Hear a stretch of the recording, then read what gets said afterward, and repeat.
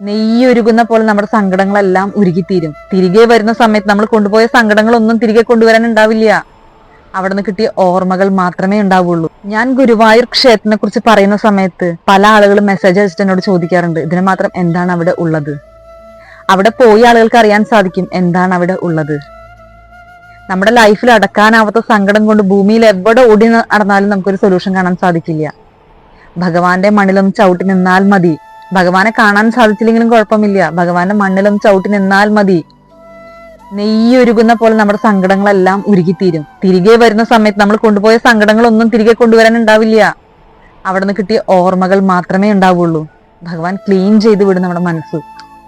ലക്ഷോപലക്ഷം ജനങ്ങൾ അവിടെ വന്നു മടങ്ങുന്നുണ്ടെങ്കിൽ ആ ഭഗവാന്റെ വാത്സല്യം അറിഞ്ഞ ഭക്തരാണ് അവിടെ വന്നു മടങ്ങുന്നത്. അത്രയും ശക്തിയാർന്നൊരു മണ്ണാണ് ഗുരുഭവനപുരി. ഭഗവാന്റെ നിറ സാന്നിധ്യമാണ് ഗുരുവായൂർ ക്ഷേത്രം. അല്ലാന്ന് പറയാൻ ആർക്കും സാധിക്കില്ല.